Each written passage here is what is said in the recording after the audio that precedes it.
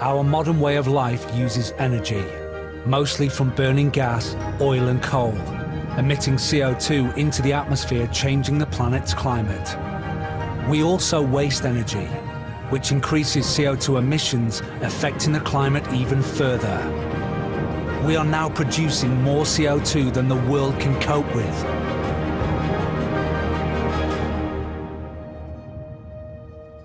We need to tackle climate change now, by reducing the CO2 emissions we're each responsible for. To find out more about climate change and how to reduce your CO2 footprint, go to direct.gov.uk/ActOnCO2.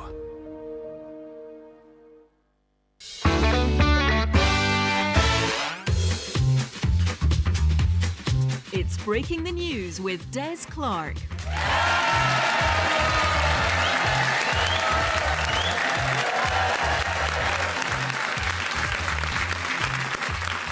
Clark, and this is Breaking the News, the show that breaks the week's news and asks four opinionated panellists to put it back together again. And this week we're coming to you from Greenock.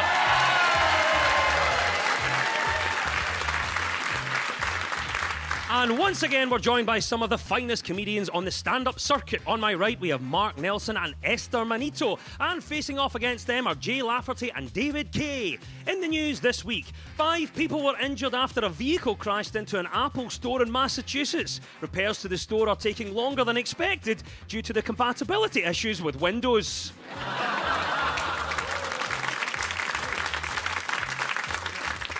A T-Rex skeleton, which was expected to fetch up to £21 million at auction, has been withdrawn after doubts were raised over where parts of it had come from. Although we still have much to learn about prehistoric animals, scientists are pretty sure that none of their bones come in a KFC wrapper. And Rangers Football Club have sacked boss Giovanni van Bronckhorst after just 12 months in charge at Ibrox, leading former Prime Minister Liz Truss to comment, "What do you mean just 12 months?" Right, you've met the panel. Let's crack on with round one.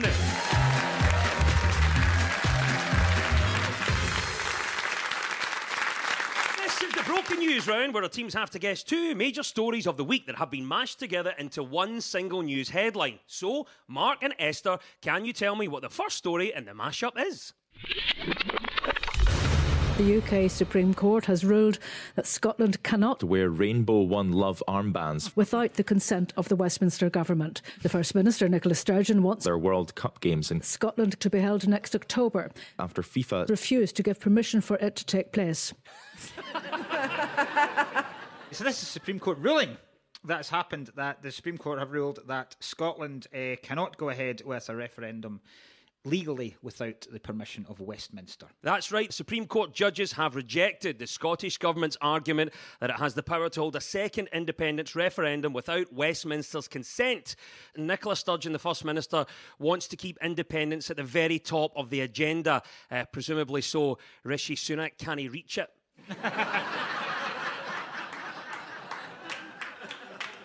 So, Mark, what are you thinking to this verdict then? It's not really surprising, but I don't think it's really going to help anyone, because they're just so... Nicola Sturgeon's come out and said that they're basically going to push forward and use the general election as a de facto referendum, and Westminster have gone away and said that, as usual, they're just going to ignore Scotland. So that's what's going to happen. But... you know, I've got a plan. I think the only way we can get Westminster to start recognising Scottish people is if we just start turning up in Dover on boats.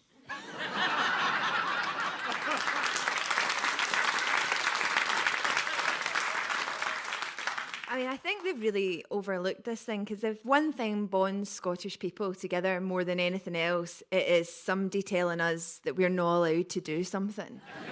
I mean, the only reason I have a tattoo, a steel plate in my shoulder, a child at the age of over 40 and a stand-up career is because at some point some man told me that I couldn't do any of those things. Honestly. Do you know how many Scottish people die every year because someone says there's no way you could climb that? Oh, what do you think, Esther? If you had a reading of this, what do you think will happen now? Yeah, I think old school battle. everyone shirtless, just go in for it, and all the English like tough boys will just be like, no, I don't want to. I don't want to do that. I don't think that's how it's going to go. A proper taps off scrap. I don't know what you just said. And this is why you should be free.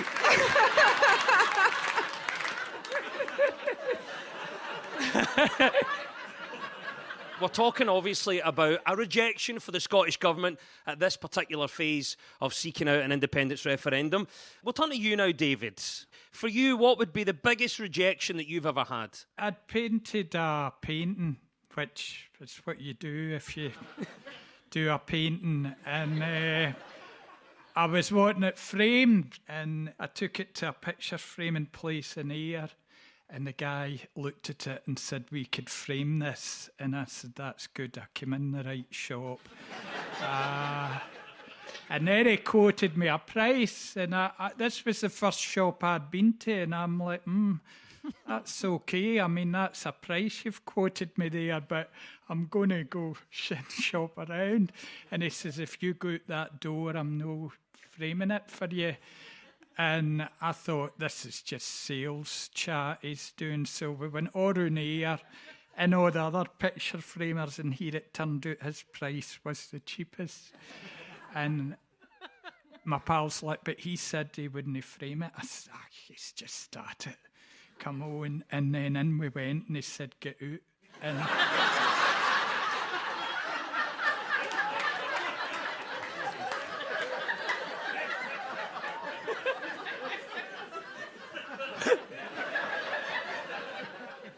Wow. Okay, so what's the biggest rejection that you've ever had? Esther?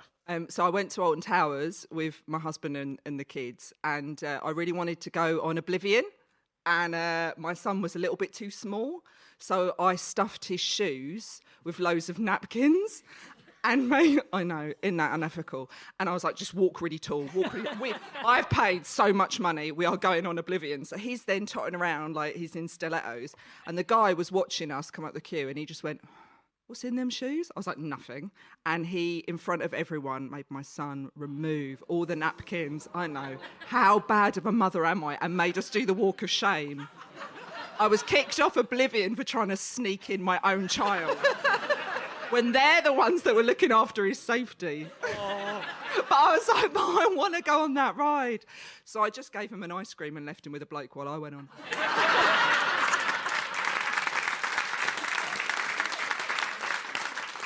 Yes, the Scottish Government losing its Indie Ref Supreme Court case is the correct answer. Mark and Esther, well done. You get 2 points for that. Now to you, Jay and David, what was the other story we were after? I think it is the most controversial World Cup ever has kicked off, and all the boys are kicking the volleyball into the goalie goals. And that is the right answer, Jay. Well done. It is indeed the Qatar World Cup that kicked off on Sunday and has been mired in controversy. There was a ban on armbands by FIFA, which has upset many people, especially David Beckham, who now has to stay in the shallow end.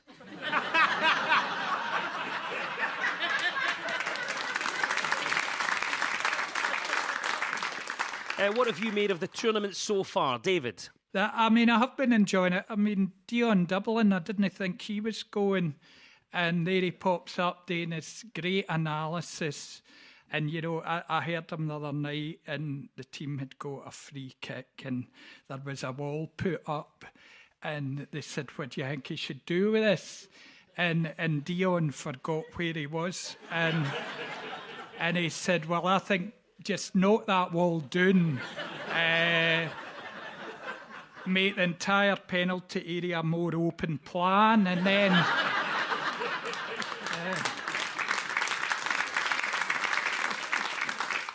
Esther, what do you think? What have you made of the World Cup so far? I couldn't care less about football. In fact, I've indoctrinated my children to also be very indifferent to football. And for the first game that was, England versus Iran, the school said, you can come in football kit. And my daughter turned around and went, this is the worst combination, school and football. The worst combination. So I've done well there. Mark, what have you made of the World Cup so far? I have wanted to boycott it. I wanted to boycott it to support the human rights laws and the LGBTQ community. But on the other hand, I also love watching English fans cry. So I have a plan, though. I have an idea for how they can, the footballers, because they've been banned from wearing the armbands, they've been banned from speaking out. I think no one else mentions the gay rights again until the final, when they come to exchange the pendants, the two captains just passionately kiss in the centre circle, right? So you could have Neymar and Messi come up, kiss, then Neymar proposes marriage, because that way you can support gay rights and take the knee at the same time. So. Love our man. Did you all see the Joe Lycett video? So, yeah, comedian Joe Lycett was calling David Beckham out on the fact that he's taking money to be a sponsor there, and that, you know, the kind of atrocities of the LGBTQ people.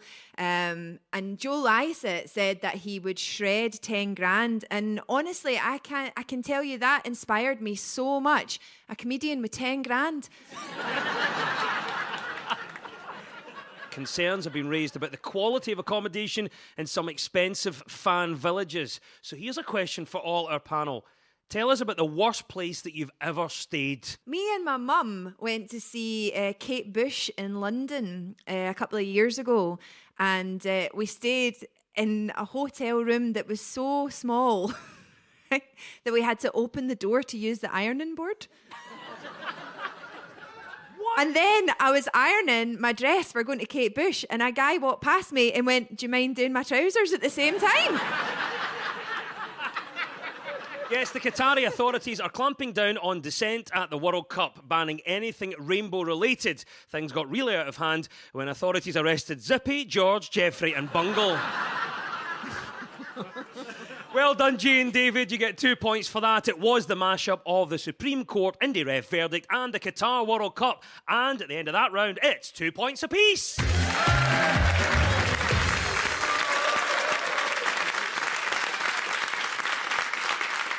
Now, much of our news is about public opinion, so this week, to find out what people are talking about, we've spoken to Newsnight legend Kirsty Wark and Hebridean baker Coniuc MacLeod. So, Jay and David, what story do you think Kirsty is on about here? There is nothing more natural than the birthday suit, and I imagine going to see Renaissance art in that condition actually probably enhances the whole experience.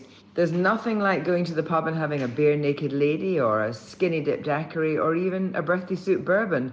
You know, they could go to the Adam and Eve or even the Flesher's Arms. Going about in the scud.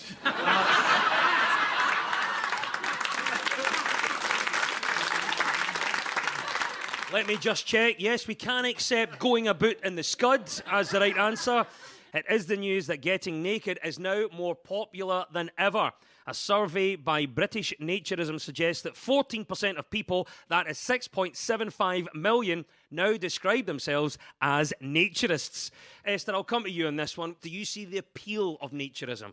No, as a nation, we are way too pasty to get naked. I said it on my wedding night, and I'll say it again. Always be covered up. Always be covered up. No, I don't even like it in the summer when blokes walk around with their tops off. And thank God that's just the top off.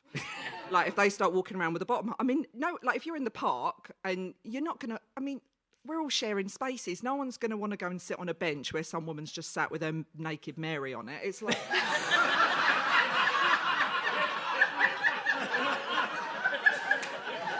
If people are going to put a tea towel down first, maybe. Here's a question. Do we need to be less prudish about the human body? I've faced this prudish folk. You know, because when I was young and growing up, you know, I grew up in Prestwick, so, you know, we heard about the nudist beach at Irvine. And I remember I thought, I'm going. And I had took all my clothes off, got on the Dodds a Troon bus, and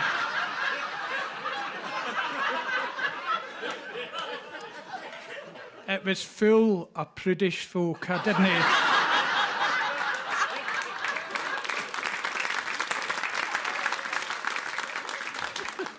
children aren't prudish. You know, like I watch my nephew quite a lot, and he's a huge fan of naturism. He'll undress at any given moment, and he'll run free as a bird through the garden centre, doing his tootie bum bum dance. I know it's ridiculous because people will turn and they'll tut at you, but I mean, we all remember what it was like in your 20s. You just, you could just run free. Want to express yourself. Exactly. But there you go, Mark. We should be comfortable talking about all of this. Do you think we need to be less prudish about the human body? No.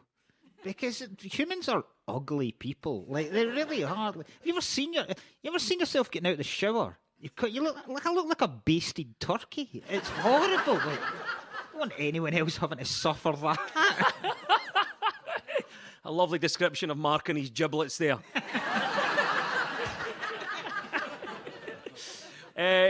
Naturism is becoming more and more popular, but what other activities do you think could be improved by being naked? Going through airport security.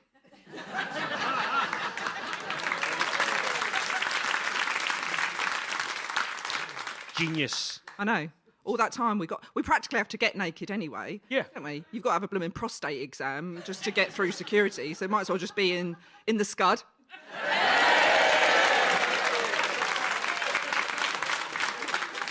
Oh, Esther, I love Flower of Scotland by the end of this. How was your time in Scotland? I learned so much. Yes, there you go. An increase in naturism is the right answer, and 2 points go to Jay and David. Right, back to you, Mark and Esther. What do you think Cognac is talking about here? We have a strong sense of community, an amazing connection with the outdoors, and definitely the best ceilidhs in Scotland. The sun might not always shine in the north of Scotland, but that doesn't matter to the Scottish Islanders. Where's the happiest place to live? That's right, the happiest places in Scotland have been revealed by the ONS. According to their data, happiness levels are at their highest at Nahelion Shire, Shetland and Orkney, whilst North Ayrshire, Glasgow City and East Ayrshire are the unhappiest areas. I'm just reading out for the bit of paper. Mark, what do you think? Do you agree with this research? I do. My wife's from the islands, and oh God, she used to be so happy.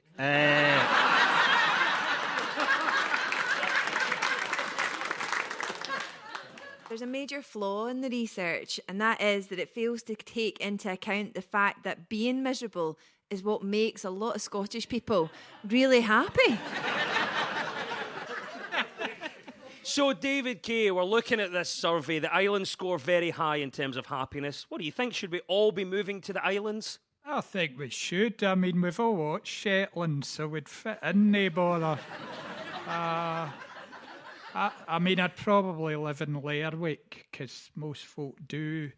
But, you know, on a regular basis, I'd have to get myself up to Fetlar. I wouldn't really know what I was doing in Fetlar, but I would have to get myself up there. And if you go to Fetlar, then you have to eventually head back to Lerwick because there's not a lot going on in Fetlar. But well, there we go. That's the practicalities of island life. According to David. I wasn't surprised actually to see, because I moved from Greenock to Edinburgh because I'd ran out of ways to annoy my dad, and so I moved to Edinburgh. I'm not a very good driver, and my dad always says I moved to Edinburgh because the only thing I hadn't hit was a tram. We're talking about happiness and what makes us happy. So let's get a nice sense of that from the lovely panel we have this week. Starting with you, Esther. Where and when have you been at your happiest? I know it sounds really cheesy, but I've got to say it's obviously when I had my babies, that was the happiest I'd ever been. Yeah, when you're holding them. I mean, 10 minutes prior to that, I was the most unhappiest I'd ever been. But that was, yeah, my happiest. Well, I also have 2 children, so I would have to say Saturday, the 3rd of August, 1996, Oasis played Loch Lomond. And life has been pretty much downhill since then. David Kay, where and when have you been at your happiest? Well, it was the day I went to Fetlar.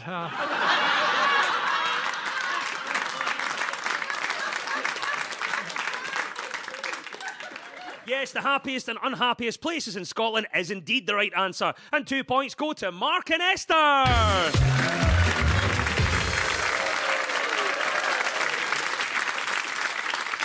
You're tuned to Breaking the News on BBC Radio Scotland with me, Des Clark. Now, this round is all about who is in the news. I will play you a clip of a mystery person. All you have to do is tell me who it is. So, Mark and Esther, you're first this time. Who is this? You can't just be a serious metaphysical stranger from outer space. You also have to be a clown and a hero and a fool. Peter Capaldi. That is actor Peter Capaldi, who won a Scottish BAFTA for outstanding contribution to film and TV and credited his success to being born in Scotland. Grew up in Bishopbriggs in Glasgow, so destined to be Doctor Who, because he's used to waking up in a phone box with a screwdriver in his pocket, so...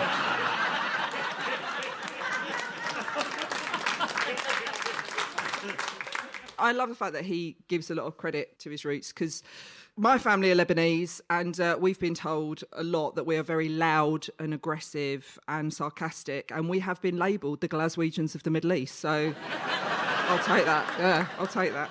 David, we're talking about a legend here, Peter Capaldi getting the Scottish BAFTA. Are you pleased to see him recognised? I've been calling for that for years.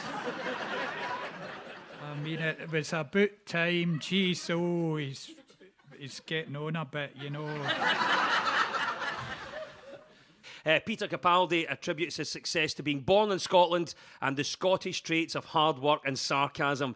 Is there a Scottish character trait that you admire? I've got a list here. I've written a little list of 3. So we can hold a grudge and then start a fist fight at a family christening.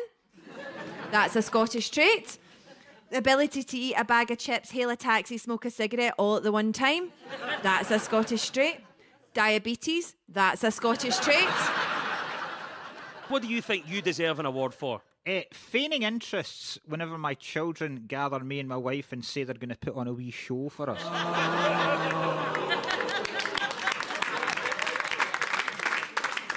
Genuinely, small part of me dies every time.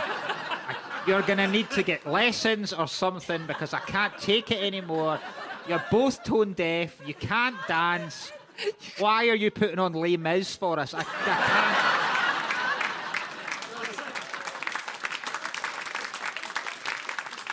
David, final thoughts on this to you. What do you think you deserve an award for? Maybe the Peter Capaldi campaign that ultimately was highly successful. Yes, at the BAFTAs, Peter Capaldi was faced with a crowd of hundreds of people, just like every other doctor in Scotland.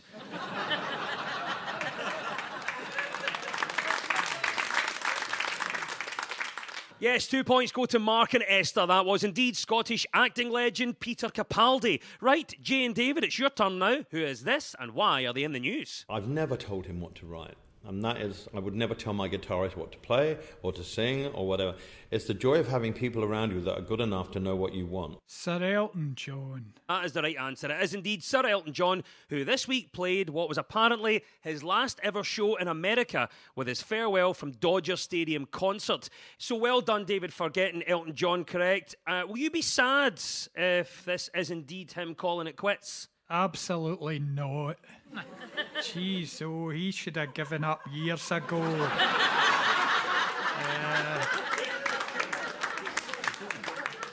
I was like, stop Elton now. Just sit back down. Never mind still standing up. Get down. Esther, what about you? Elton might be finishing up performing. Will you be sad to see him call it quits? I don't really care, but apparently he's going up to the islands to learn how to play piano in the nude. Is that right? So we're all going to see his Crocodile Rock.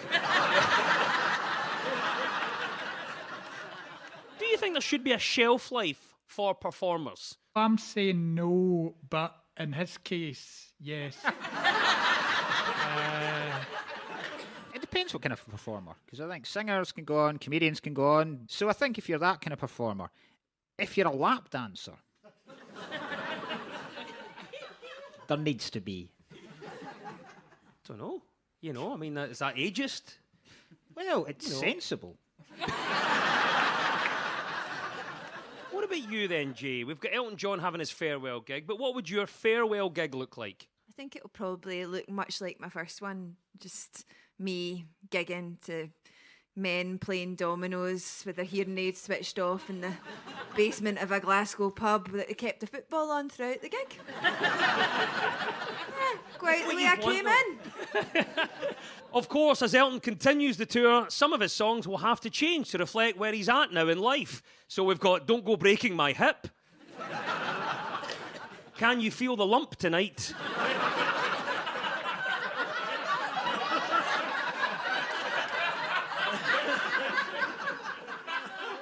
And I guess that's why I keep missing the loo.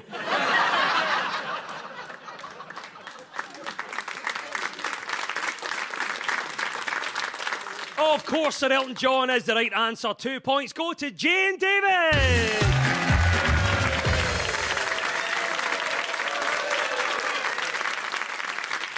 And it's time now for our final quickfire round, which is all about deciphering the numbers in the news. So I will read out a headline. All the teams have to do is fill in the blanks. So get ready, teams. When we run out of time, you'll hear this. A lot of fun. There we go. That's Ncuti Gatwa there with his Cilla Black impersonation. Right, fingers on buzzers. Here we go. 40% of people in Scotland avoid what to protect their well-being? Mark. Gary Lineker. Brilliant. 40% of people in Scotland avoid what to protect their well-being? Jay. Statistics. 40% of people in Scotland avoid what to protect their well-being? Esther. Eye contact. You've been in Greenock too long. 40% of people in Scotland avoid what to protect their well-being? David. The other 60%.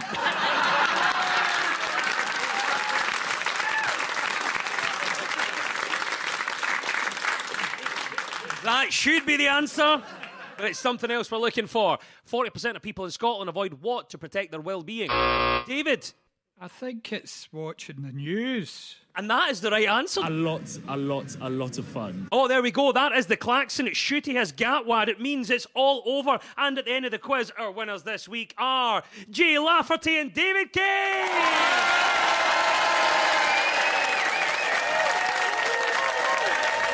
And commiserations to Mark Nelson and Esther Manito.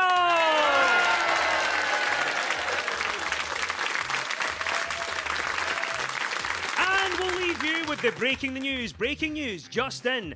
Angler Andy Hackett has bagged one of the world's largest goldfish, weighing more than 30 kilos. And if you think that's big, you should see the size of the duck he had to hook to win it.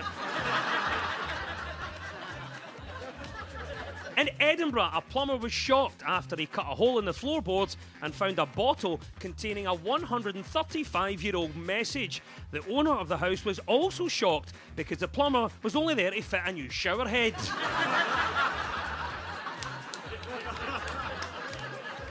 And 3 marmosets found in a small cage in Aberdeen have started a new life in a Fife zoo.